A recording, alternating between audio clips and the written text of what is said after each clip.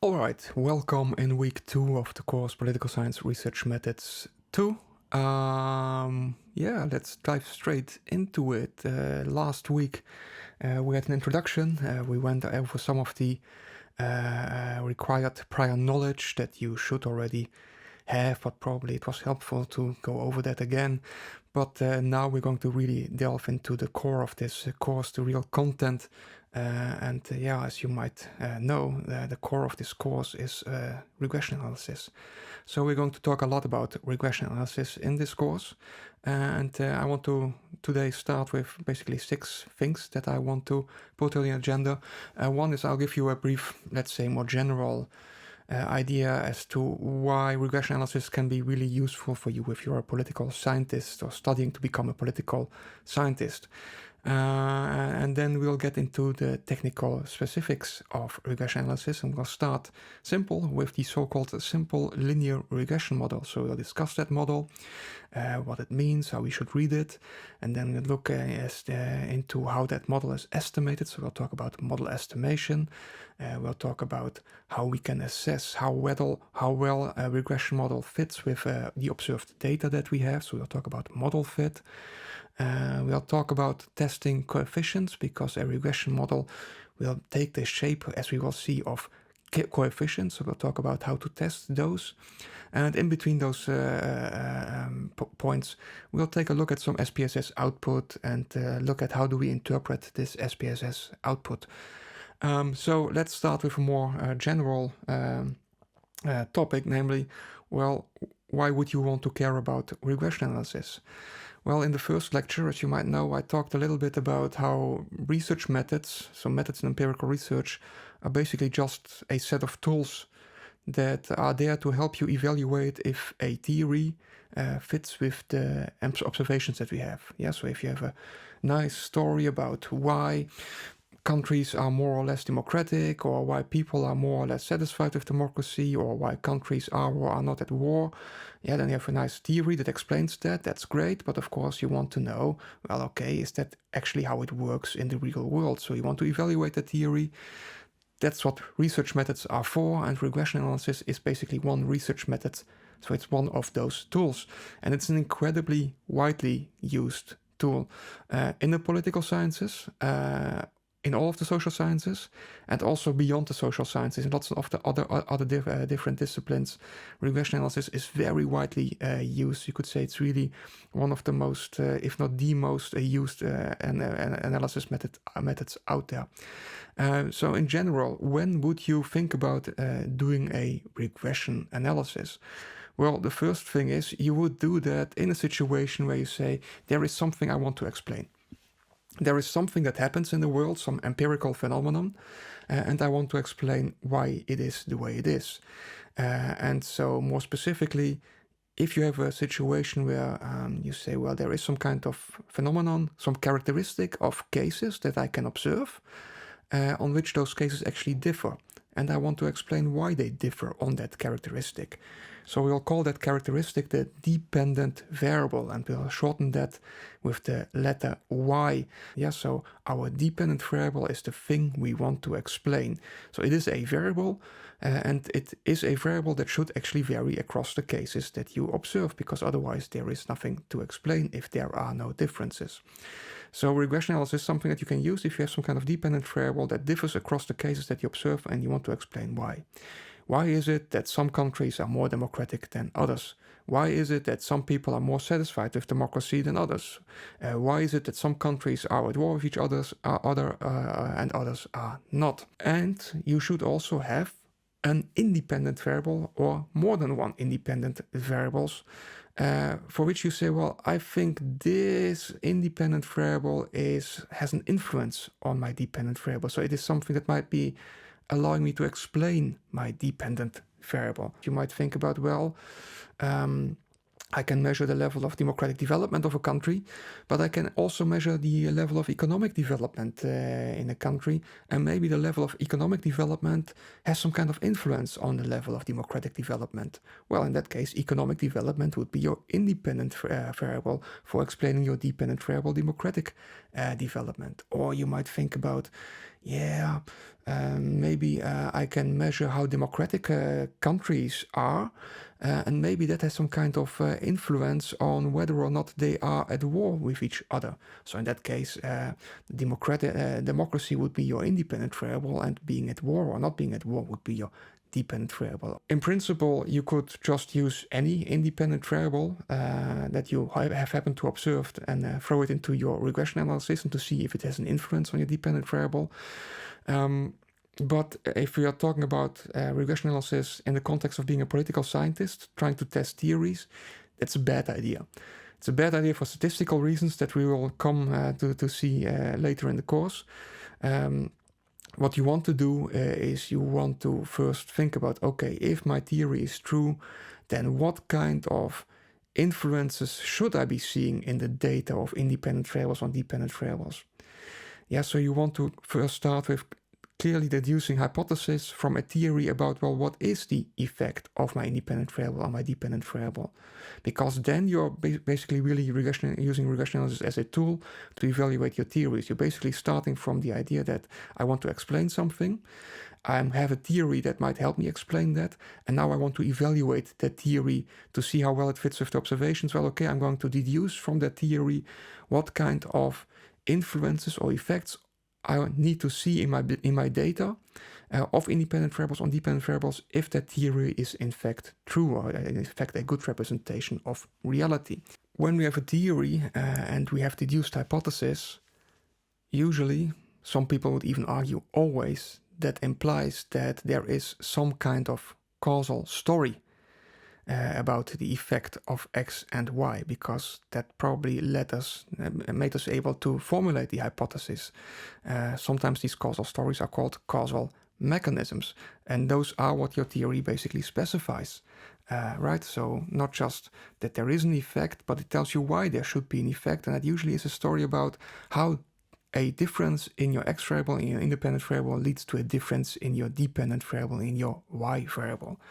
And the reason that regression analysis is such an incredibly popular tool is because it can be really helpful if you are interested in analyzing causality and if you're interested in analyzing causal effects, because it gives you one really nice possibility, and that is the possibility to what I call here control for the influence of other variables that might also have an influence on your dependent variable. Sometimes this is referred to as controlling, sometimes it's referred to as adjusting, all means the same thing.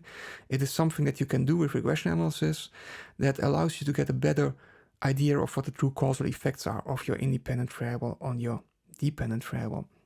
And so how that works and why that works, we'll see during this course. But this is one of the main reasons why regression analysis is really popular, is because you can not prove causal effects, but you can get a better sense of what causal effects might be.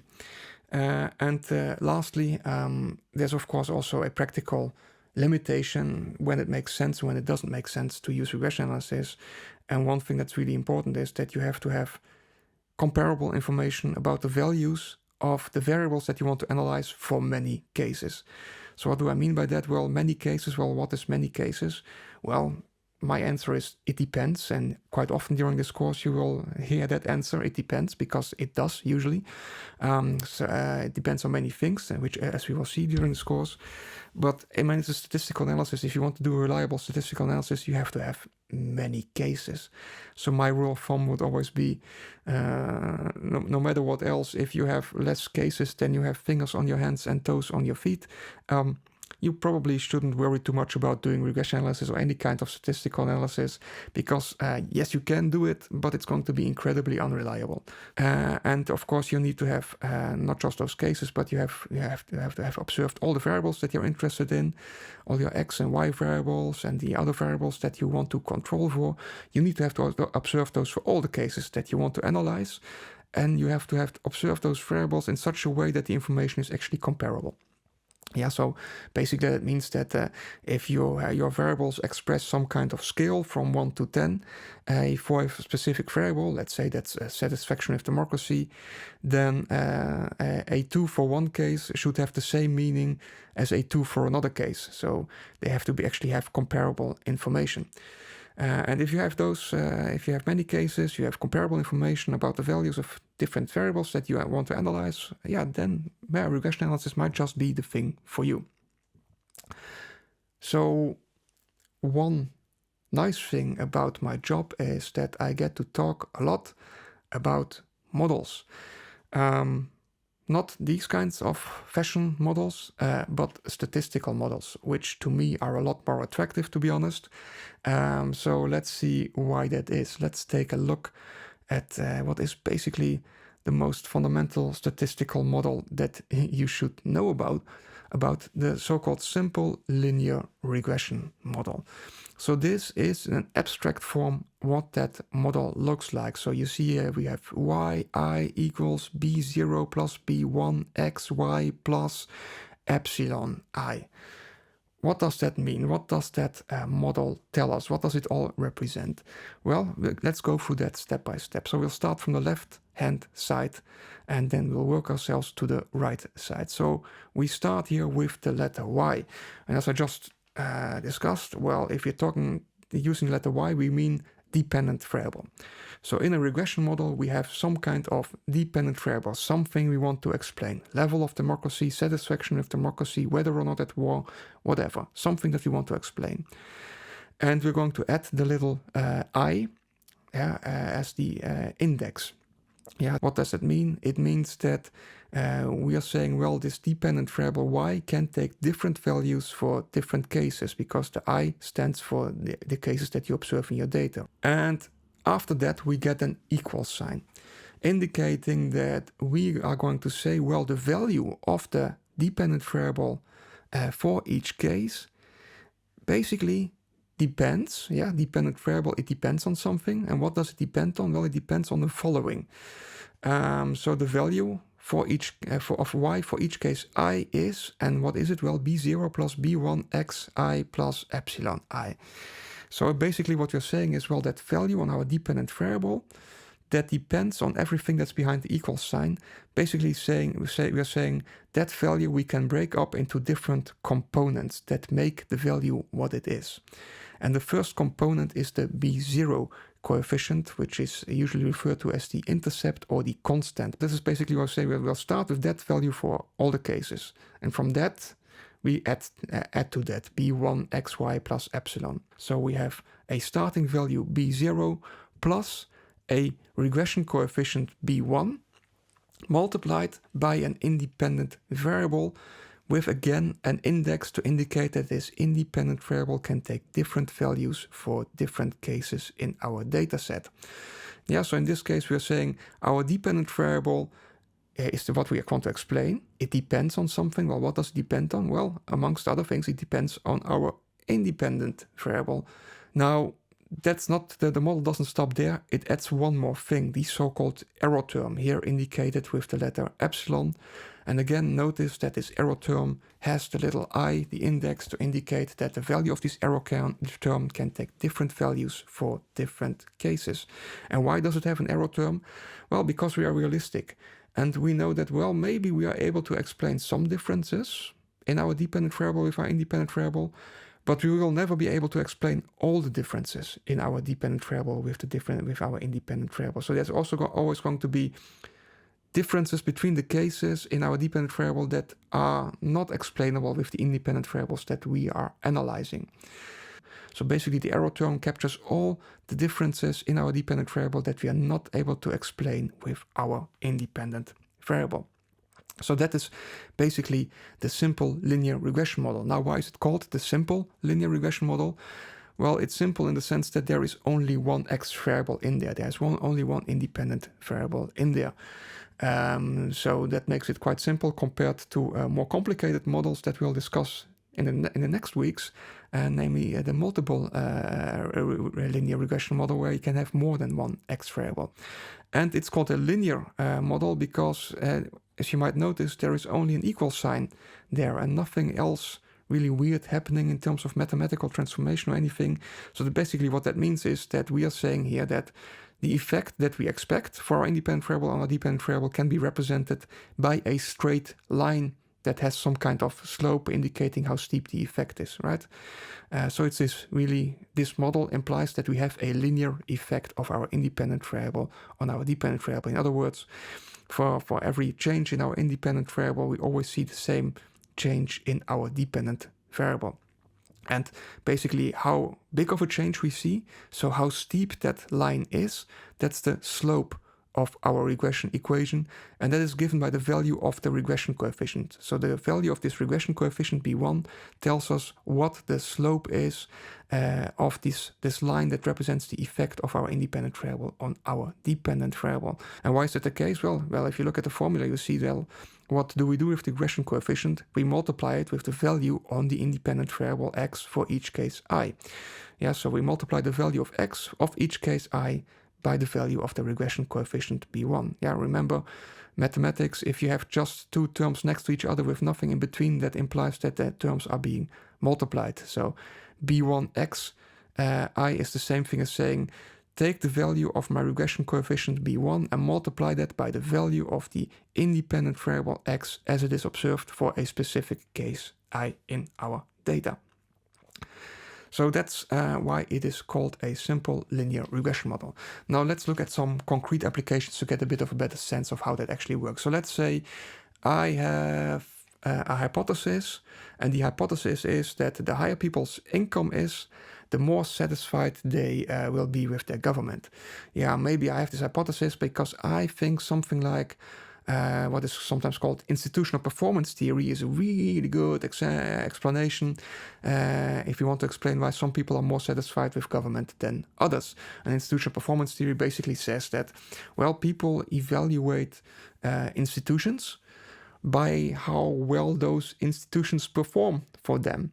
Yeah, and of course, government, you could say that's an institution, a very specific political institution. So if we apply that theory, we would say, well, people are going to be more or less satisfied with government depending on, well, how well they think that what government is doing is affecting their lives, how good what government is doing is for them. And then you would say, well, who are the people that are probably more positive about the performance of government? Well, it's people with the high incomes, right? Because for them life is really great, they have high incomes.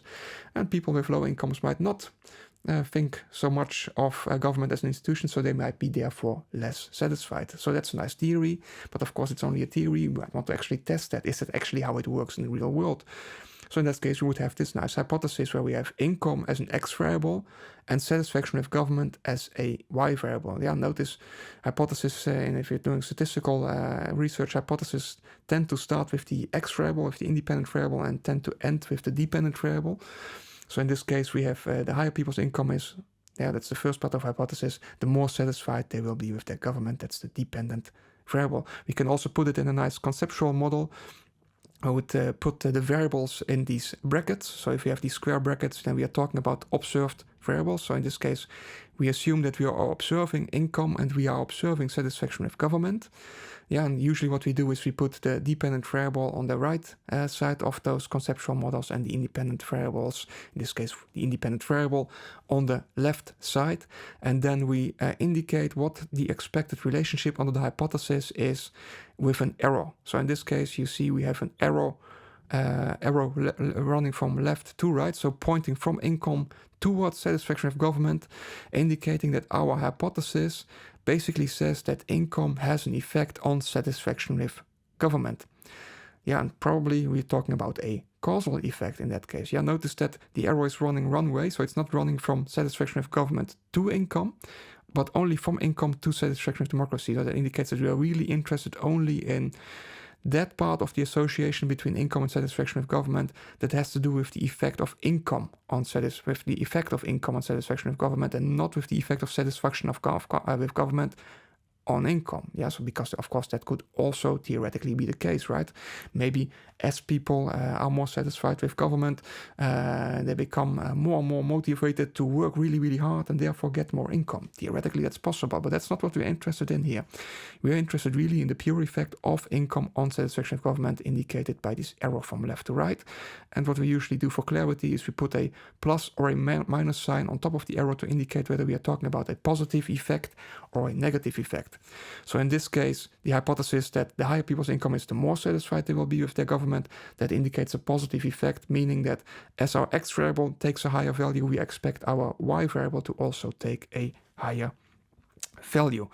So now we can use that to apply it to a regression model. So we can take the abstract general simple linear regression model that we just talked about and just apply it to the actual variables that we are interested. So in this case, we are not interested in some abstract Y variable, but we know exactly what that Y variable is. It is satisfaction with government. So instead of Y, we can actually write satisfaction with government. So we are interested in explaining differences in satisfaction with government between different cases I. And we also know what our X variable is. It's not something abstract. We know, well, no, it's income. Income is our independent variable. So instead of writing X, we can now write income to indicate that we are interested in the effect of income as it is observed for our different cases I on satisfaction with government. And that's going to be captured by our B1 coefficient. Yeah, so that will be translating our theory into an hypothesis and translating our hypothesis into an actual regression model. And so I actually did this. I used some quite old European social survey data on the Netherlands. Well, at first I just took a look at the scatter plot. So a scatter plot that where on the x-axis, on the horizontal axis, I put income, and on the y-axis, I put satisfaction with government as it is observed in that data set. Yeah, so that's a convention always. If we have a dependent variable and independent variable, you put the independent variable on the horizontal axis, on the x-axis, and you put your dependent variable on the vertical, on the y-axis. And all these dots here represent observed cases. So every dot represents a combination of income and satisfaction with government that was actually observed in the data. Yeah, and of course by now you have already done the first assignment, so you know that the income well, in the European Social Survey is measured in deciles. So we're talking about deciles of household income that is being listed here. So basically there are 10 points that can be scored, and we know that satisfaction with government is on a scale from, I think it is 0 to 10. So each one of these dots represents a combination of an observed value on income with an observed value on satisfaction with democracy in our data. And because there are really many cases, just putting a dot for every observed combination of those isn't super informative, because we have just about every combination is observed in our data.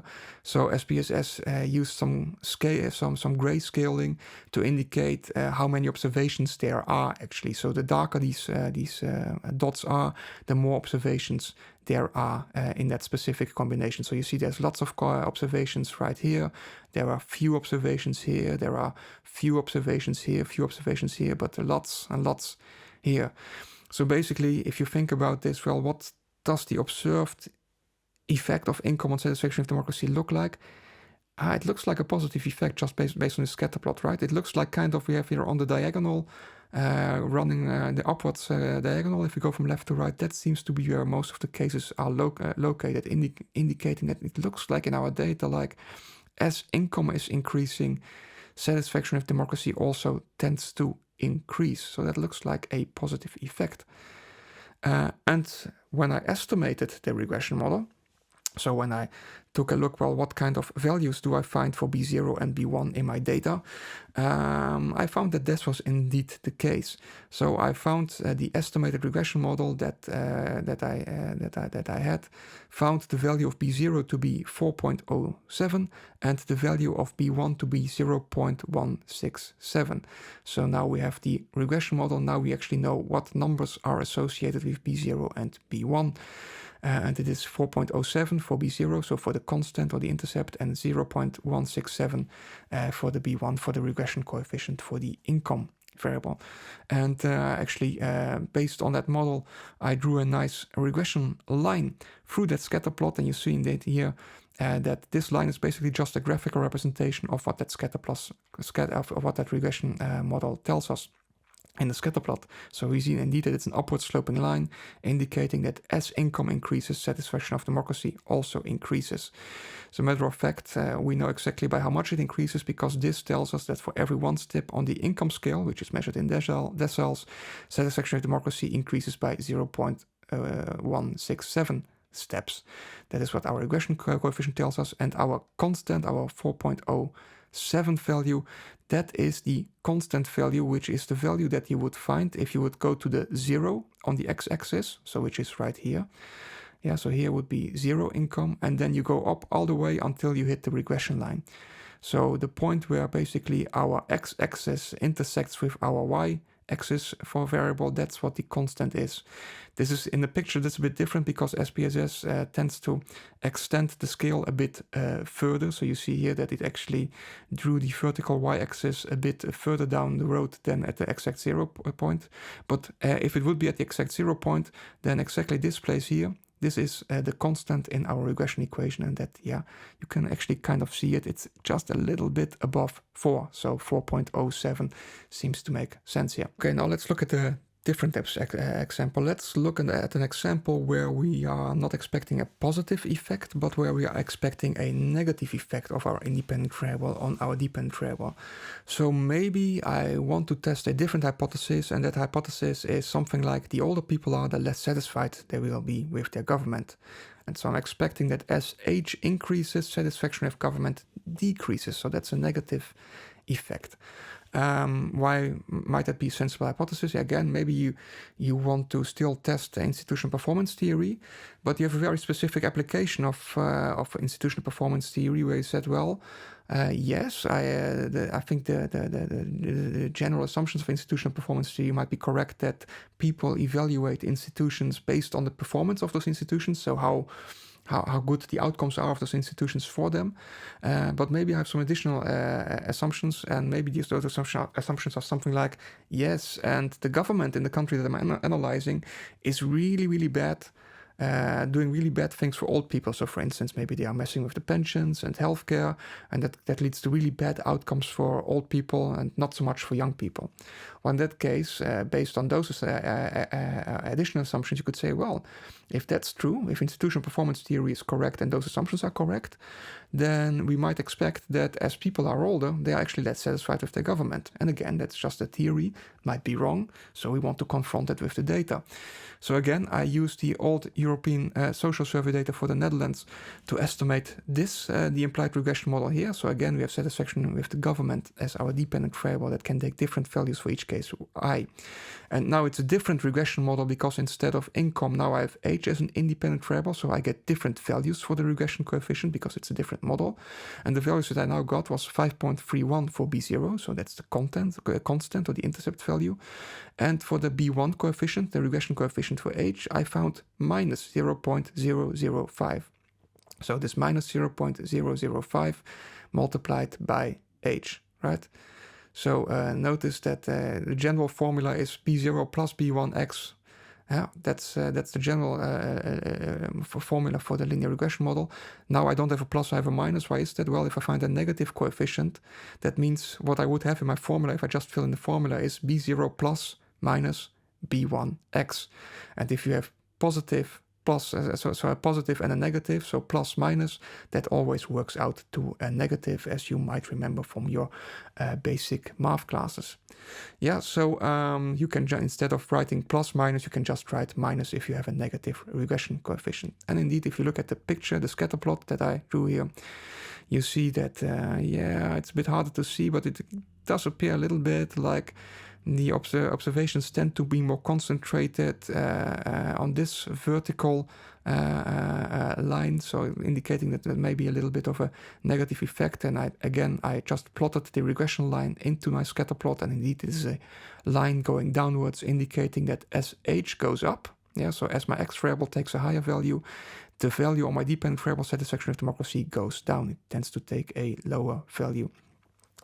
And if you're wondering, okay, but where is then the constant here? Because, hey, this is 15, where is the 0? Well, again, this is because SPSS automatically scales these graphs in such a way that they nicely fit with all the observations. So it chops it off on the axis where there are no more observations. And because in our data set that I used for this, the youngest persons were 15, the SPSS just chopped off the x-axis a little bit below 15.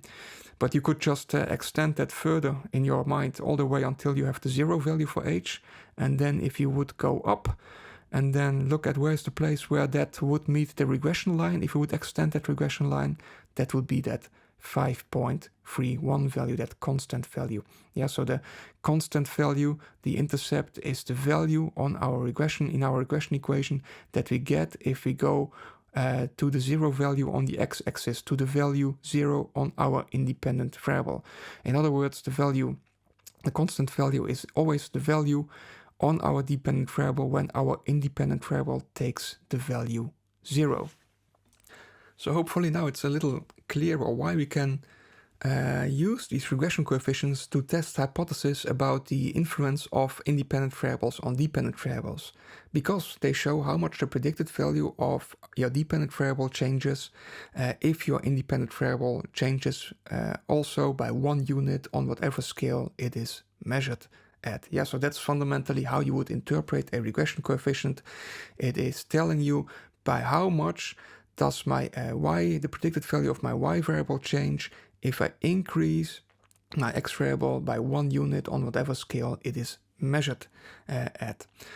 Yeah, so why am I talking about predicted all of a sudden? Well, if you think about this, now that we have estimated our regression model, so we know what the values are for B0 and B1, we could say, well, based on knowing the independent variable, the value of the independent variable for a case, I can now make a prediction on what the dependent variable should be.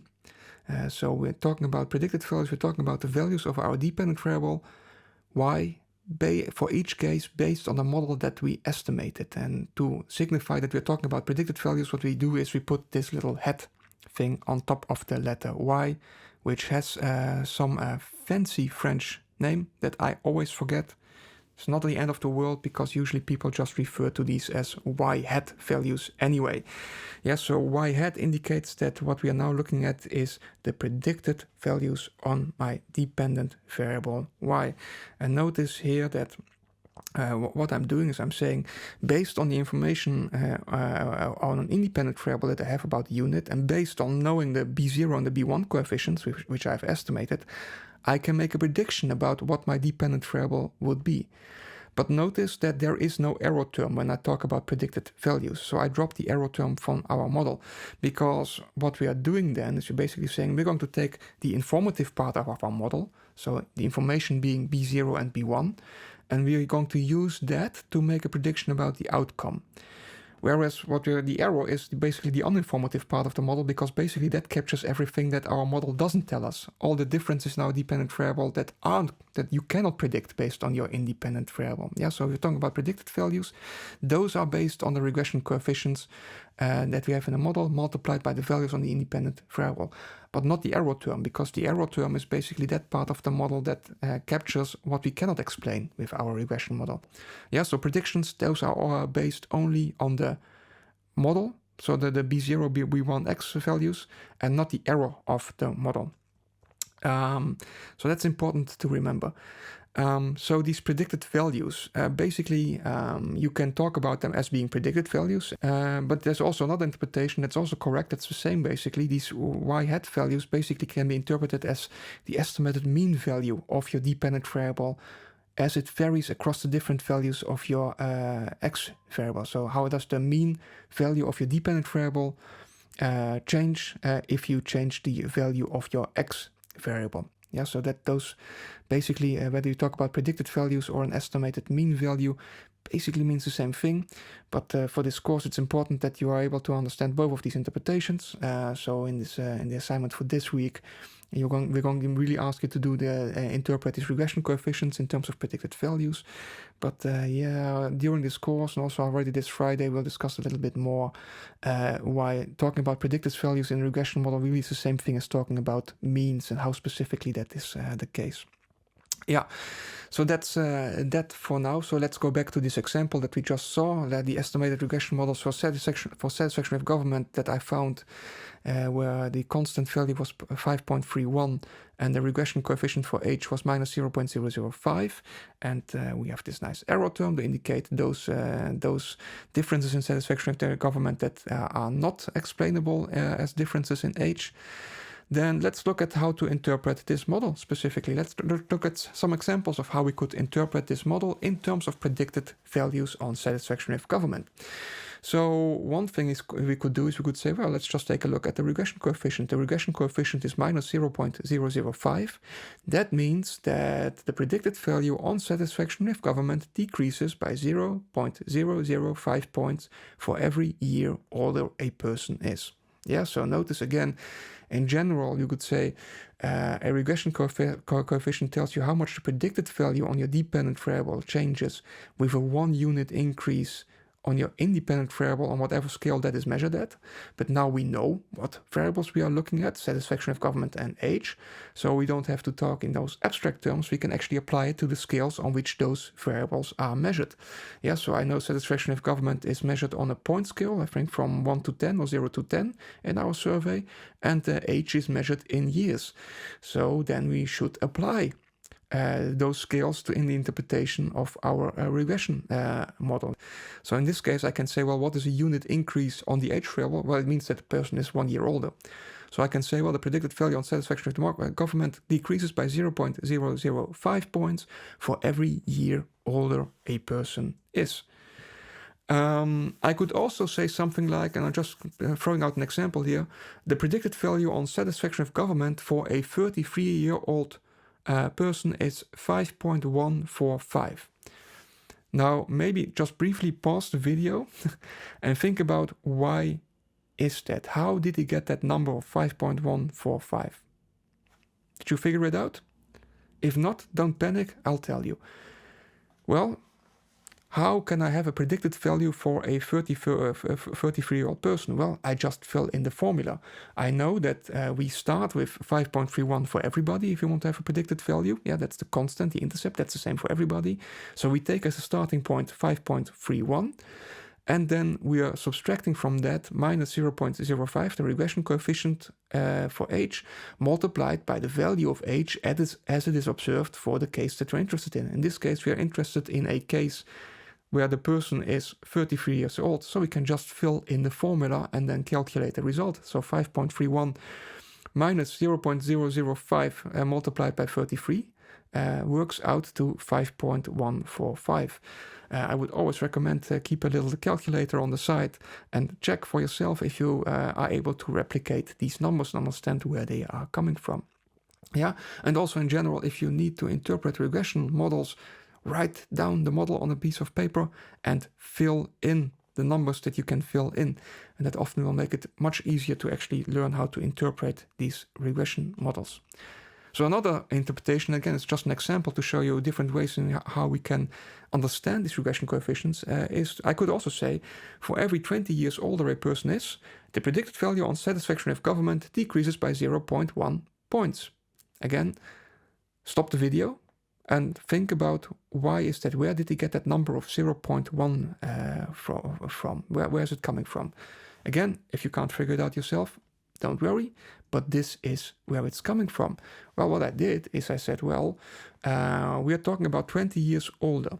That basically means we are talking about what happens if we take 20 steps on the scale of age that we have on our independent variable, which is in years, right? So what does it mean? Well, I can just take my regression coefficient of 0.005 and multiply that by 20, and then I get a 0.1, and because it's a negative coefficient, it means a decrease. Right, so multiply this regression coefficient by the number of steps which you're interested in analyzing, in this case 20 steps, because we're talking about 20 years older, and you know how much the predicted value on your dependent variable changes. So in this case, for every 20 years older a person is, the predicted value on satisfaction with democracy decreases, negative effect, by 0.1 points. And I also could say, just again, example, that the predicted value on satisfaction with government for a person that is 0 years old is 5.31. Now, stop, pause, and think. Where is this value coming from? Maybe you already figured out, hey, there is no calculation needed for that, right? It's just the value of the constant. Again, remind yourself, what is the value of the constant? It's always the value, the predicted value on your dependent variable if the independent variable has the value 0. In this case, I'm saying, what is the predicted value on my dependent variable satisfaction with government if my independent variable age takes the value 0. So if a person is 0 years old, and then then the predicted value is the constant value. Yeah, so you can also think about that as what would happen in the formula if I would fill in the value 0 instead where it says age, because that's the value for age that we are looking at. Well, then we get a 0 here. Then we would multiply that 0 with the minus 0.005 for regression coefficient. Now, hopefully from your basic math courses, you remember that if you multiply something with 0, the result is always 0. And if it's 0, then it's just basically just saying 5.31 plus 0. So in other words, you can just forget about this whole part of the formula. So all we're left with basically then is this constant value. Yeah, so if we have the constant value, basically that is the value of, it is the predicted value if my x variable takes the value 0, because if my x variable takes the value 0, then we can forget about this entire part of the formula of the regression coefficient and the x variable, and all we are left with is the constant value. Right, so the intercept always represents the estimated mean value, the predicted value on your dependent variable for your for the situation where x is 0, for the situation where your independent variable takes the value 0. Now, we talked about predicted values, and we're going to talk about observed values, and it's really important that you really understand what the distinction is. Yeah. So the predicted values that we just discussed are the values on your dependent variable for each case based on the estimated model. So the values that we can predict based on the independent variable that we have in our model. The observed values are the values that we actually observe for these different cases. And remember, there's probably always going to be lots of differences between our cases that we aren't able to explain with our independent variables, so those that are captured in the error term.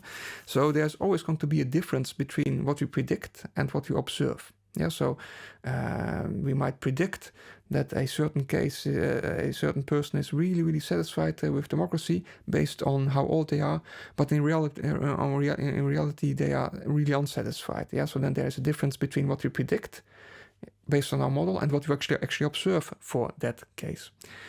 And it's really important to understand that if you're talking about these statistical methods like regression analysis, then fundamentally think about the relationships between our independent variables and our dependent variables as being probabilistic, not as being deterministic. Yeah, so probabilism, that term has a couple of different meanings that are all related to each other. In this case, what I'm talking about here is the idea that we know that there will always be a difference between what we predict based on our model and what we actually observe. So there's always going to be things, variation, differences in our dependent variable that we are not able to explain with the independent variables that we put in our model. Those are the differences that are then captured by the error term. And we're not thinking about these relationships as deterministic in the sense that always, for every case, if x goes up by this value, then y must go up by that value. No, we don't have that kind of ambition. We know that it's not realistic to try and express relationships as deterministic, at least not say in a way that we can actually realistically analyze them, because there's always going to be lots of other stuff also happening that we aren't able to put in our model. So fundamentally, in these regression models, we assume that the relationships are probabilistic, that there is a difference between what we predict and what we observe. As a matter of fact, if there isn't in a regression model, if the predicted values and the observed values are exactly identical, that just about always means that something is really wrong with the model, and that's something that we may come back to during the course a couple of times again later. But for now, just realize that we are talking about probabilistic relationships. So basically what we are talking about, how much on average does my y variable change if my x variable changes, and we know that this is not going to be the effect for every case, the change for every case, but we know that we're just talking about probabilistic relationships here. And if we are talking about this difference in our sample, in the sample that we observe, so this difference between the observed values and the predicted values, so the y values for each case and the y hat values for each case, then that difference is called the residual. And if you're talking about multiple cases, the residuals. Yeah, so basically residuals meaning the residual part of variation in our dependent variable that we are not able to explain with our independent variable. So basically the that which remains, which is residual in the variation of our dependent variable. So why am I telling you this? Well, this becomes important if you think about how are these models actually estimated. Yeah, so if you think about, let's say here I have a hypothetical scatter plot. Yeah, so we have some x variable, some independent variable that we're interested in, and we have a dependent variable, a y variable that we're interested in. So I drew a scatter plot, and all these dots represent the observed cases. Yeah, completely made these up. Don't correspond to any real data, but just to have an idea about what we're talking about. Yeah, so we have these observed cases. We see different combinations of x values and y values that we observe. And if we look at the overall relationship, it looks, yeah, like there might be some effect going on, might be a positive effect. It kind of looks like the higher we go on the x-axis, the higher the values tend to be on the y-axis, right? So this is what our regression model should tell us. Well, okay, exactly what does the relationship look like then? Exactly what is the number that corresponds to the association between x and y? So basically we somehow need to find the right values for our b0 and our b1 coefficients, because those tell us what that regression line would look like. Yeah, so is it maybe looking something like this? Yeah, is the regression slope really, really steep? And is the b0 value, is it somewhere here? Or does the line maybe look something like this? Quite shallow is the regression line. Yeah, quite is there maybe not such a large effect? And is the constant value maybe here? Or is it maybe the case that actually it's a negative sloping regression line with a constant here, b0 here, and a quite steep negative effect, right? So somehow we want to find that regression line that best represents the data that we observe. And we somehow need to find the right values for b0 and b1 to indicate what that line looks like, right? And so this is what we mean when we talk about estimation. Estimation is basically the process of finding the right values for your model. Yeah, so this means in general, this is always the case. If we talk about estimation, we talk about finding the right values for the model that you are interested in. In this case, we're talking about a simple linear regression model, so we're talking about the right values for our b coefficients. What are the correct values for b0 and b1 so that they best fit with the data? So basically, the right values probably should represent something that looks like this, right? That seems to be right about the line that best captures the relationship that we actually observe. So a quite steep positive regression line. Yeah, so our b0 coefficient tells us where it intersects with the y-axis. So this is where the x-axis takes the value 0. And our b1 coefficient tells us how steep this line is. So if I go up 1 unit on the scale of x, by how much do I go up on the value of y, on the predicted value of y? So we need to find those values. And basically what you want to have, if you want to have the values that are the best fit with the observed data, well, you could say, well, you would want to make the residuals as small as possible, right? Remember, the residuals are the difference between predicted and observed. And of course, the smaller the value of the residual is, the better we are able to predict our cases. And that also means that the better our regression line fits with the observed pattern in our data. Yeah, so if you think about the residuals as these red lines that indicate the difference between what we observe in our cases and what we predict. Yeah, the prediction that our predicted value is the regression line. And our observed cases are the dots, and then the red lines indicate what the value of the residual is. So the difference between what we predict and what we actually observe. And any estimation method that we use to find these values for the b coefficients should be the one that makes these residuals as small as possible, because the smaller those residuals are over the entire data set, the better our regression line fits with the actual data that you observe. So the better the actual relationship that we see is being captured by the regression model. Now, there is a little bit of a problem with that, because you might think, well, let's just try to somehow find the smallest sum for the residuals, and then we have if you have the regression line that makes that sum of residuals as small as possible, then we have the best fitting regression line. But the problem with that is those residuals always, if you add them together, by definition, always sum up to 0.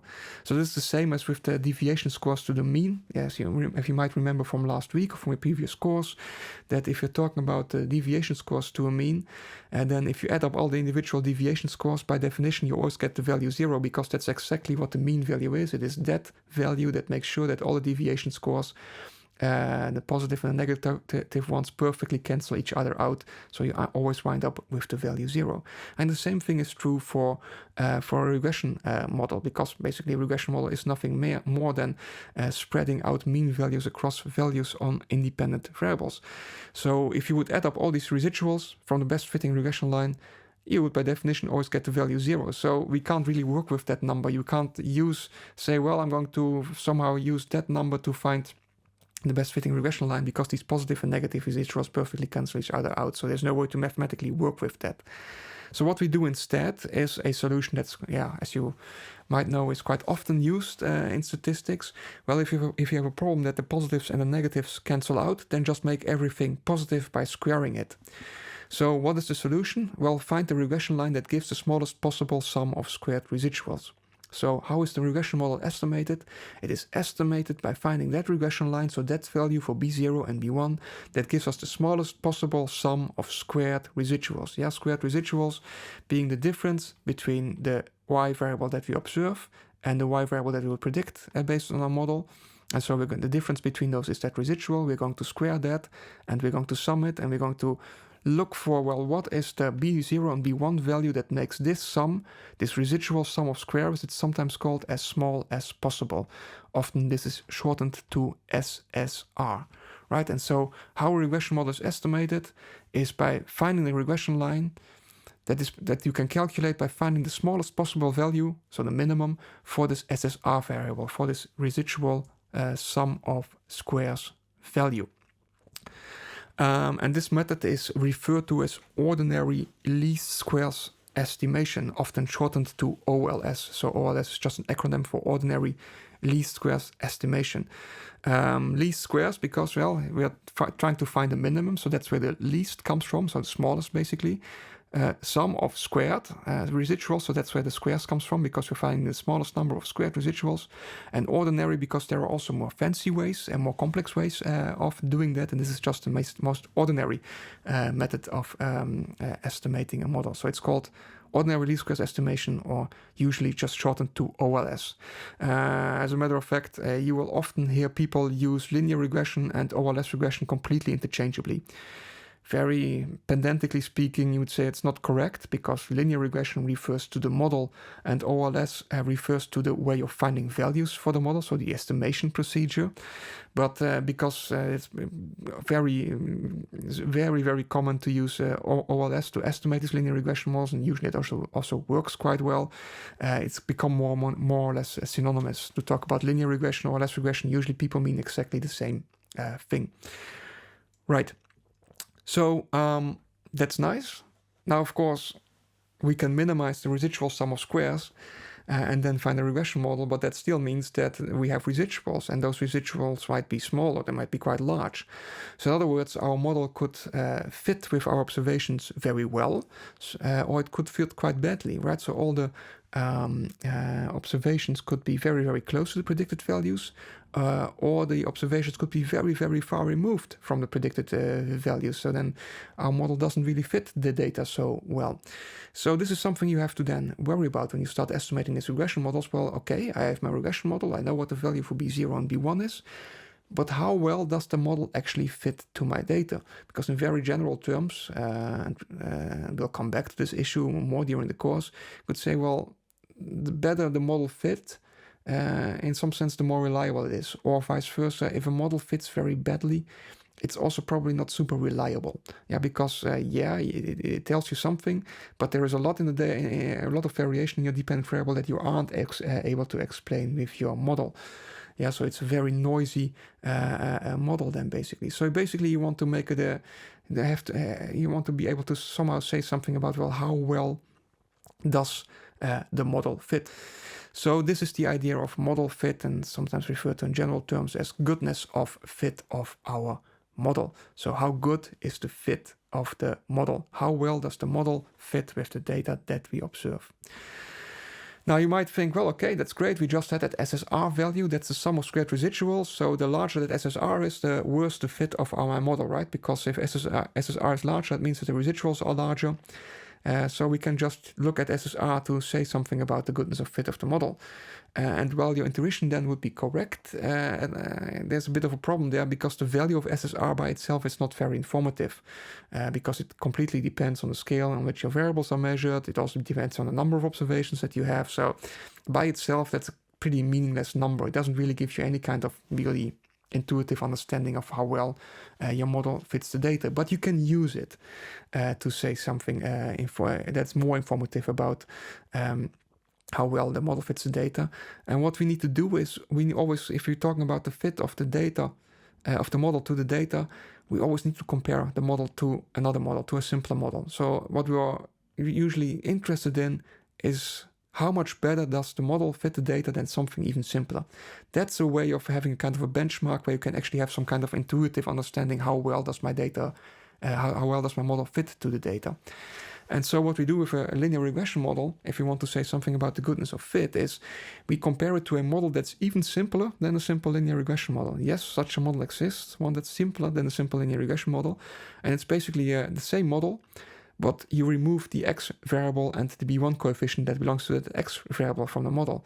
So if you take the simple linear regression model and you take out b1 and x, all you're left with is yi equals b0 plus an error term epsilon I.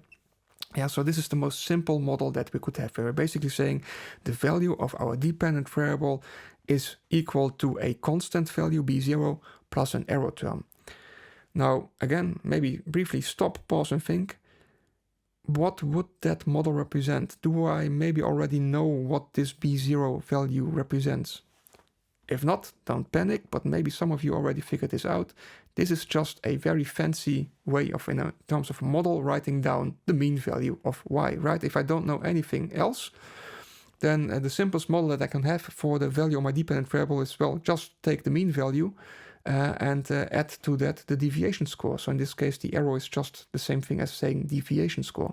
So the simplest model that I have for my dependent variable is just taking the mean of that variable as a predicted value, right? So if I don't know anything else, I don't have any kind of independent variables which I can use to make a prediction about my dependent variable. All I have is the variable, the dependent variable itself. Then, well, what is my best guess for the value of the dependent variable? Well, roughly speaking, it would be the mean value. And this is really interesting, right? Because this is a model where we're basically not explaining any differences between our cases in the dependent variable. All we have is the mean value. We can use that to predict the outcome, but we really have no additional information. So all the variation that we have is being captured by that error term, by the deviation scores.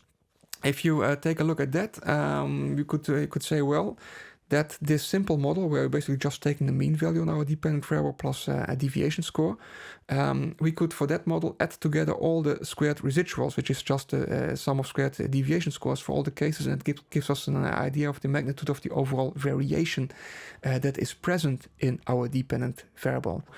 The total sum of squares is nothing but you take all the residuals and you square them, because otherwise the positives and negatives, of course, would cancel out, and then you have the total sum of squares. So this is usually indicated with SS, or shortened to SSTs, the total sum of squares.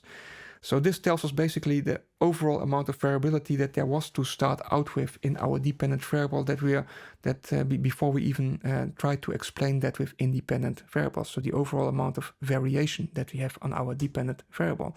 And so now we can use those numbers to evaluate, well, how much better does the model with my independent variable in it fits the data than a model that doesn't include my independent variable. In other words, how much better am I at predicting my dependent variable with the independent, my dependent variable with the independent variable, compared to not having any additional information about my, and just using the mean value as the predicted value for my dependent variable. So how much better are my predictions, have my predictions for y become by including information on that x variable? And so how can you express that? Well, you can express that as the model sum of squares. So this is often used the acronym SSM. So you add together all the squared differences between the mean value and the predicted value of y. Again, the mean value being basically the predicted value if you don't have the simple linear regression model, but just have nothing at all and just use the mean as a prediction. And the predicted value being, well, what is the predicted value if you do have an independent variable in my model, if I do have a simple linear regression model? So what you do then is basically say, I'm going to look at, well, how much did my predicted predictions improve between the mean and the predicted value from the linear regression model. And they always will improve. If you include an independent variable in your model, you are adding information about differences between the cases. And if you're adding information about the differences between the cases, you will be able to better predict the outcome. Might not be a lot, might be a great deal, but if you add an independent variable, then you will always see that your predicted values get closer to the observed values. So in other words, if you add an independent variable, your residuals will always become smaller. So basically what we're doing with this model sum of squares, we're looking at by how much did my predictions improve. And again, we're squaring them so that they're all on the same squared scale. And we are taking the sum of those, and then we get the model sum of squares. So now we have this new value, and this is actually getting a little bit closer to something that is more informative, because basically what it tells you is that the larger the sum of square of SSM is, the model sum of squares is, the more of an improvement our model is over the most simple model that only uses the mean to make a prediction about the dependent variable. So this is what this SSM value represents. Still quite abstract, still quite hard to wrap your head around, but the really nice thing is now that we have those different values, we can use them to calculate something that's even more informative and even easier to understand. We can use them to calculate the proportion of variance in our dependent variable that is explained by the model. So this proportion of explained variance is usually denoted as r squared. So you see here we have a formula for the value of r squared, and r squared is the proportion of variance in my dependent variable that is explained by the model. And you can see here it is indeed a proportion because something is divided by something else, so that must be some kind of proportion going on. This is sometimes also referred to as the coefficient of determination. So what are we doing here? We are taking the model sum of squares and dividing them by the total sum of squares. Yeah, so remember the model sum of squares tells us how much better did my predictions become. So how much better am I able to predict the dependent variable with my independent variable, with my simple linear regression model. And I'm dividing that by SST, the total sum of squares. In other words, the variation that we started out with in your dependent variable. So in other words, what you're doing here is you're calculating proportion of the variance in your dependent variable that is explained by the model. Yeah. So even nicer is if it's a proportion, then you can also multiply it by 100 and you get a percentage. Of course, that's now at least a nice intuitively understandable number. Yeah, so if you go back to the example, satisfaction of government equals B0 plus B1 income plus epsilon. I also took a look at the R-square value that's associated with that model. So the R-square value for this regression model that I found was 0.055. What does that mean? It means that the proportion of explained variance in satisfaction of government by difference in income is 0.055, or a bit nicer, of the total variance in satisfaction of government, 5.5% is explained by differences in income. Yeah, and of course that means that the remaining 94.5% of variance in satisfaction of government cannot be explained by differences in income. So basically those are still captured in our error term. So let's take a look at how to find these values in SPSS. Now, if you do a regression analysis in SPSS, you always get a bunch of tables. And we're just going to walk through them step by step. So the first two tables that you get is going to be this one up here with the heading variables entered removed. And in that table, what SPSS is doing, it's basically just giving you an overview of the model that you asked SPSS to estimate for you. So in this case, this is a very simple table because we only estimated one very simple model, but it's a nice table to have because it gives you information about, well, what did SPSS do for me? What did I ask it to do? And especially later on this course, you will see if you estimate multiple models and they become complicated, it's really, really useful that you have this overview. Yeah, so in this case, if you look at the table, what does it say? Well, in the first column, it says model. And then you see here, it says 1 because we estimated exactly one model. So it's indicating, well, this is your first model. And in the next column, it says variables entered. And there it will tell you, well, what are the independent variables that you put into this model, that you entered into the model. In this case, you see here, it says HINCTNTA, which you might know by now because you did the assignment that stands for household income measured in deciles. Yeah, it also has the label household net income, all sources from the European Social Survey data. So that's nice because now we know what independent variable we put into our model. It was the HINCT-NTA variable that indicates deciles of household income. The other columns you don't need to worry about at this point.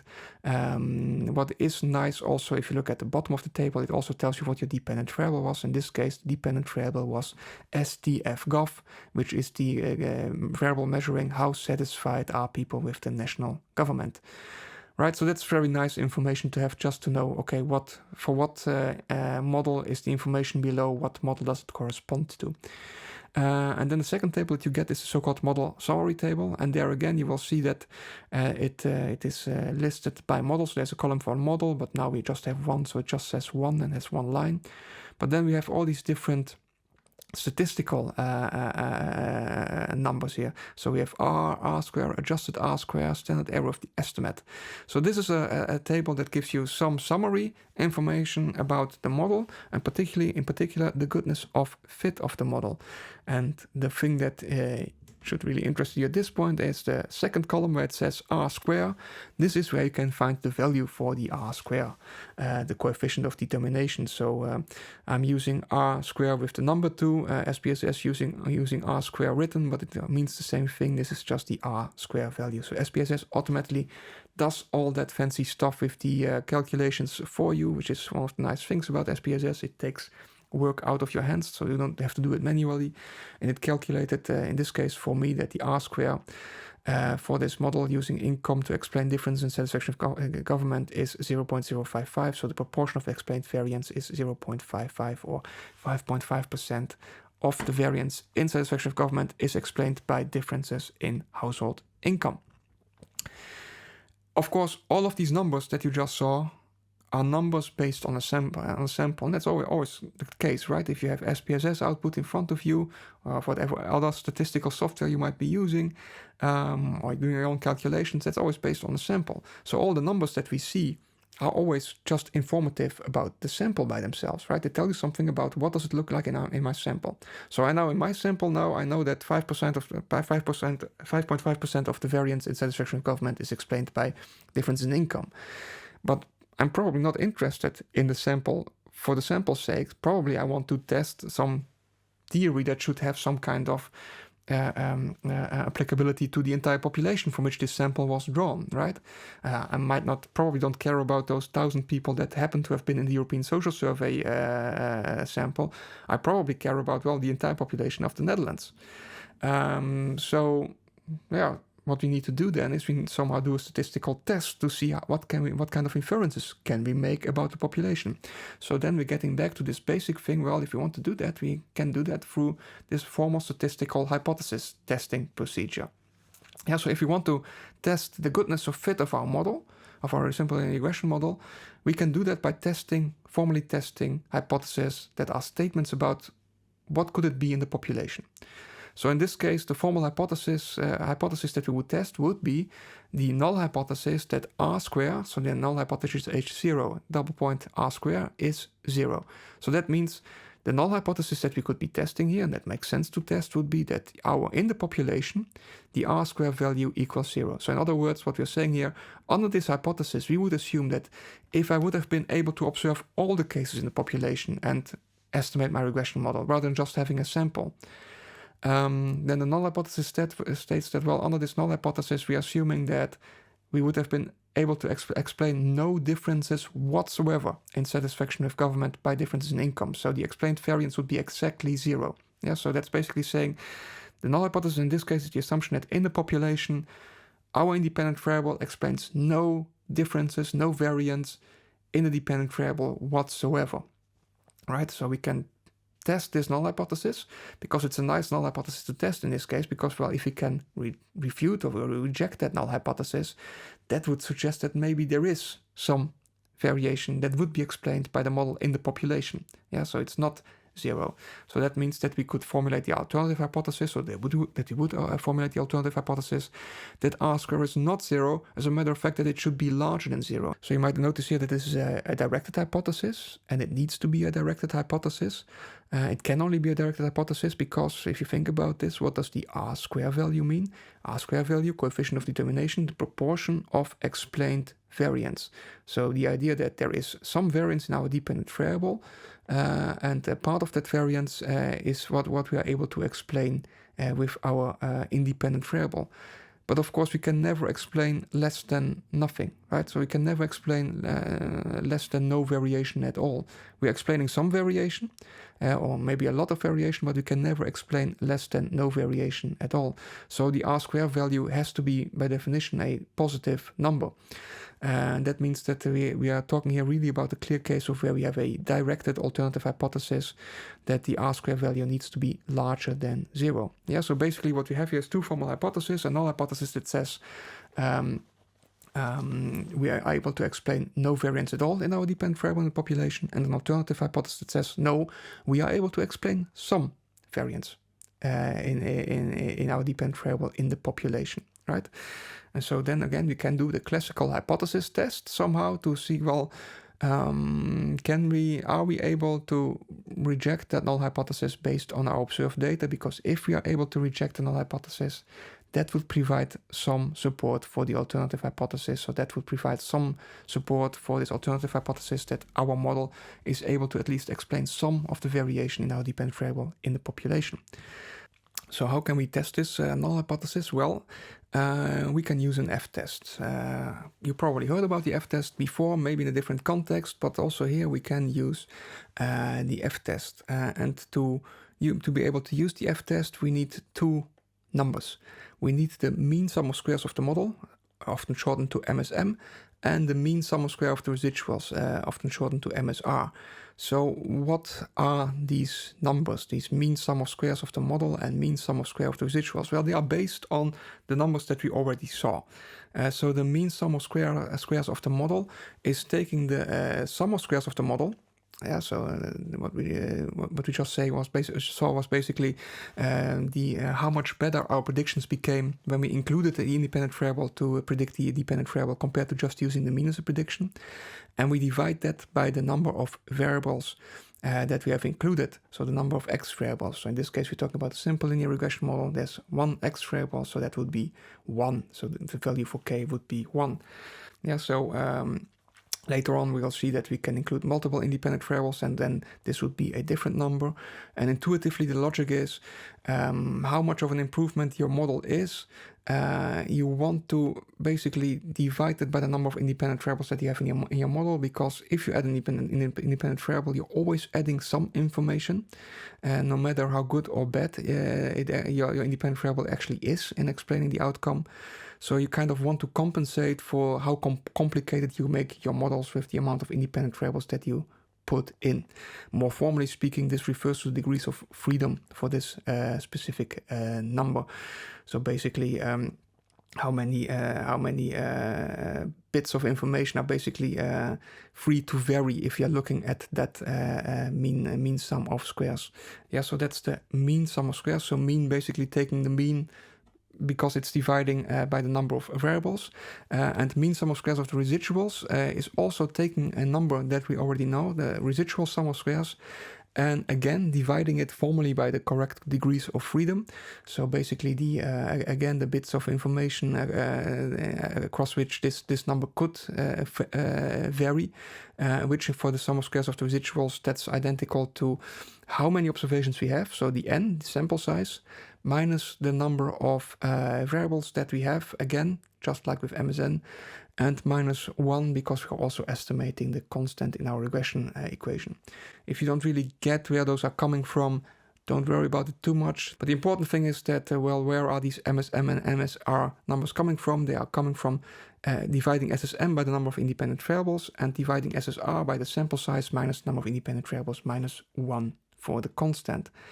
And then if we divide MSN by MSR, bear with me, we get the right F value, right? So if we divide the model sum of squares by the model sum of residuals, then we get an F value. And this is nice because, hey, under the null hypothesis, we know that these values should follow the F distribution. So we can actually use the F distribution to determine the correct p-value, right? So we could say, well, once we have this value of MSM divided by MSR, and we know the correct degrees of freedom for this F distribution, which are two, the one for MSM and the one for MSR. So that's the numerator and denominator degrees of freedom for the F test. Then once we know the correct degrees of freedom and we know the value for the F ratio, then we can just look in the F distribution, how far out in the tail are we of the distribution. So how likely is it that we find this F value or an even larger F value under the assumption that the null hypothesis is true? Yeah, remember, how do we interpret p-values? It's how likely, what is the probability of finding this test statistic based on our sample? So in this case, the test statistic is the F ratio, the F value. What is the probability of finding this or an even larger test statistic, in this case an even larger F ratio, under the assumption that the null hypothesis is true? So in other words, under the assumption that in the population my model does not explain any variance at all in satisfaction with government, right? And so of course the smaller that p-value is, the more unlikely it basically is to find this F value if that null hypothesis is in fact true, if it's in fact true that we are not able to explain any variance at all in the population with this model. And if it's low enough, if it's lower, it's lower than, for instance, then let's say an alpha level that we work with, that might be something like 0.05, then we would say, well, in that case, this is such a small probability that we are willing to say, that null hypothesis probably isn't true. We can probably reject that null hypothesis in favor of the alternative hypothesis. So in other words, then we could say, well, model with my independent variable X in it fits the data significantly better than a model without X in it. All right, and so let's take a look at the SPSS output again, because thankfully we don't have to do any of this stuff by hand. SPSS does it all for us. And in the SPSS output, we already discussed the first two tables. Now let's take a look at the third table, the table with the label ANOVA, which stands for Analysis of Variance. And you totally do not have to worry at all why it has that label. But you do have to think about, well, what does that table tell me? What is inside the table? And you will see lots of somewhat intimidating numbers. But basically these are just the numbers that we just talked about calculated for you. So for instance, SPSS automatically gives you sum of squares. You see this here in the heading of the column, sum of squares. It gives you 3 different sum of squares. Sum of square for the model, the model sum of squares, the residual sum of squares, and the total sum of squares. So SSM, SSR, and SST. One thing that's a bit annoying about SPSS is the labels that it uses. So you see here for the total sum of squares, you get the label total, so that's fine. You see that for the residual sum of squares, you get the label residual, so that's also fine. But then for the model sum of squares, it doesn't use the label model. Instead, it uses the label regression. It's not wrong. Sometimes referred to the model sum of squares as the regression sum of squares instead of the model sum of squares, and mean exactly the same thing, because we are talking about a regression model, right? So you can also talk about the regression model. It's not wrong, it's just a bit confusing, because if you want to use these acronyms like SSM, SSR, SST, then using regression instead of model gets confusing, because we also have residual. So we already have an SSR, which stands for the residual sum of squares. So yeah, you can't have another SSR, because then that would be super confusing. So using model sum of squares is a bit clearer in making that distinction clear. But SPSS doesn't do that. SPSS uses regression. So once you know, you know, and now you know. But what is the sum of squares after regression is the model sum of squares in the SPSS output table. Now, what's super nice about SPSS, it also calculates the mean sum of squares of the model and the mean sum of square of the residuals for you. Also, that you do not need to do. So in this case, it calculated the mean sum of squares of the model to be 359.868 and the mean sum of square of the residuals to be 3.564. If you want to know, well, how did SPSS do that? Well, you could do it by hand already yourself based on these numbers if you just know what to divide them by, what the correct degrees of freedom are. And, well, what are the correct degrees of freedom? Well, for the model sum of squares, the degrees of freedom So what you divide it by to get the mean sum of squares of the model is identical to the number of independent variables in your model. In that case, we have one independent variable, income. So 359.868 is divided by 1 degree of freedom, to get the mean sum of squares, which is of course then also 359.868 because we're dividing by 1. So we just get the same value. Also for the residual sum of square, dividing that by the correct degrees of freedom gives you the mean sum of square of the residual. Well, what was that in this case? Well, SPSS said it's 1720. Where did it get that number from? Well, how is the degrees of freedom defined? What did we need to divide by? We needed to divide by n minus k minus 1. So the sample size minus the number of independent variables in the model minus 1 for the constant. So in this case, apparently, there were 1722 cases in my sample. Where do I get this number from? Well, I know that whatever the sample size was,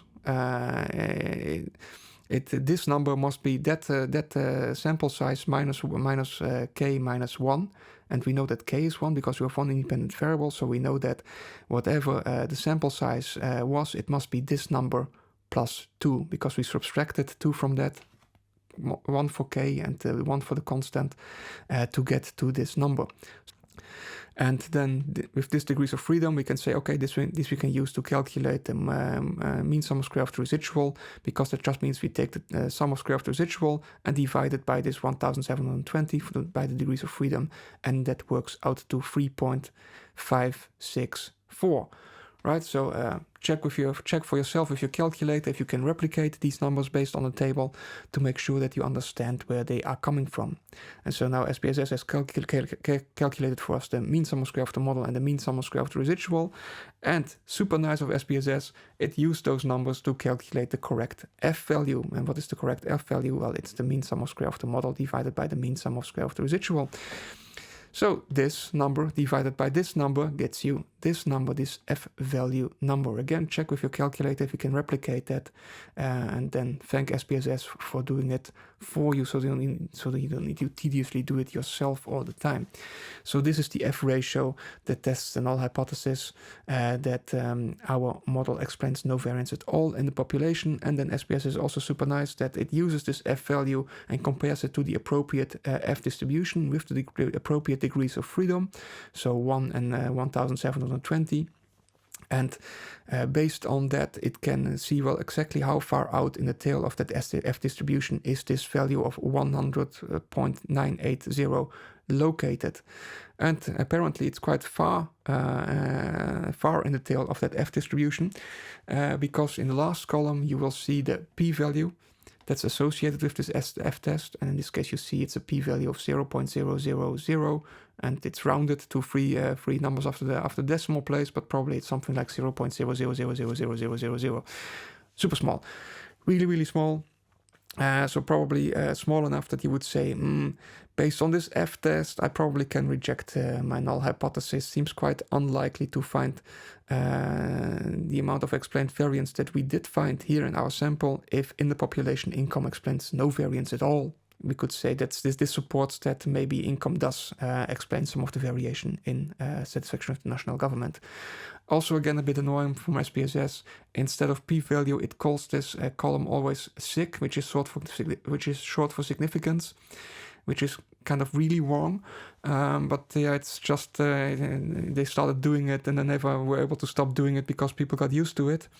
So now we're stuck with it. But yeah, just remember that whenever SPSS says sig, what it really means is p-value. So in this case, you see super small p-value. All great, all awesome. By now your head hurts. That's completely fine. Don't panic. It will come to you.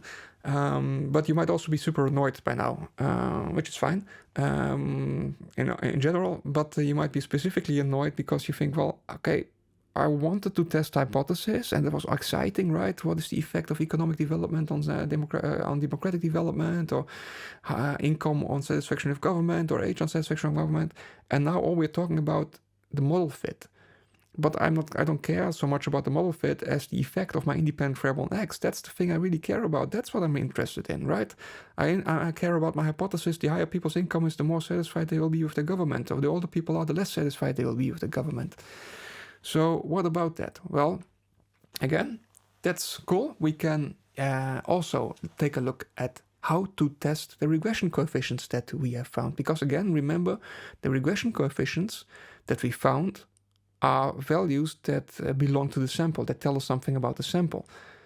But they don't tell us something about the population, because we don't know what's in the population, because we can't observe the entire population. But again, we can do statistical inference. We can statistically test these hypotheses by translating them into formal statistical hypothesis, a null hypothesis, and alternative hypothesis. So for instance, in the first example, the null hypothesis that would be sensible would be, well, let's start with assuming that income has no effect at all on satisfaction of government in the entire population. Yeah, so let's start with the assumption that if I were able to observe all the cases and estimate my regression model, then that coefficient would be exactly 0, meaning that no matter what the income is, you always get the same value on satisfaction of the government. It doesn't increase, doesn't decrease, there's nothing happening at all. There's no relationship whatsoever between income and satisfaction of government. So that's our null hypothesis. Yeah, so the assumption that in the population, income has no effect at all on satisfaction of government. And then if you look at our theoretical hypothesis, it implies a positive effect, right? More income, more satisfaction of government. So we can test this null hypothesis against the alternative hypothesis that our B coefficient is larger than 0. That's a positive number, that there is actually a positive effect of income on satisfaction with government. And we can do the same thing for example 2, the age effect.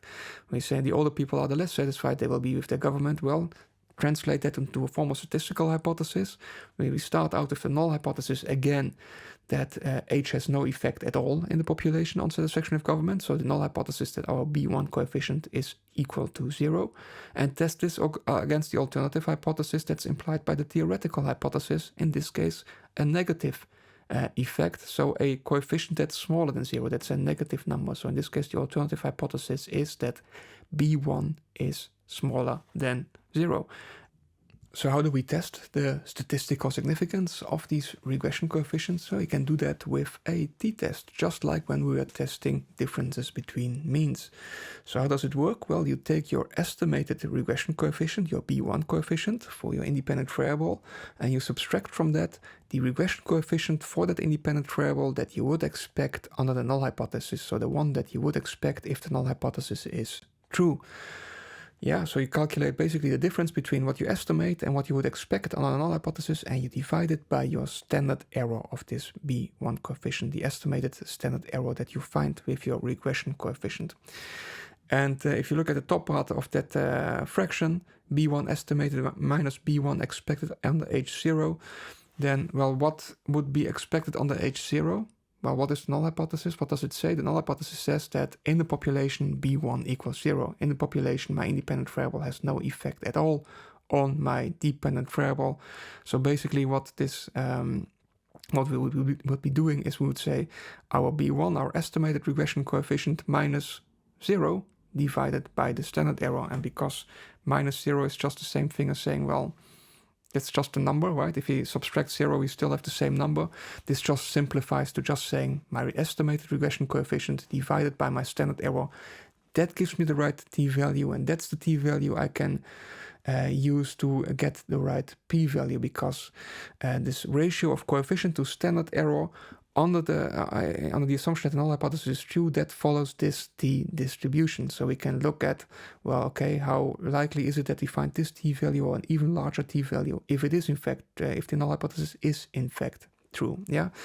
So the t-value is just calculated as the B1, the coefficient that you estimate, divided by its standard error. And that will give you the t-value that you can compare to the relevant t-distribution.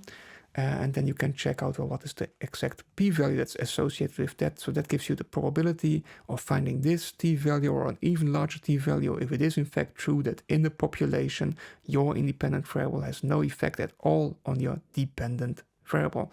And then again, if my p-value is smaller than some level of significance alpha, we can say, well, then maybe we can reject the null hypothesis and say, well, it's called the effect of x on y is statistically significant. Yeah, but all that means basically is, yeah, my p-value is so small that it's quite unlikely to find this this ratio of estimated regression coefficient to standard error, so this t-value or an even larger t-value in my sample, if it is in fact true that in the population my independent variable has no effect at all on my dependent variable.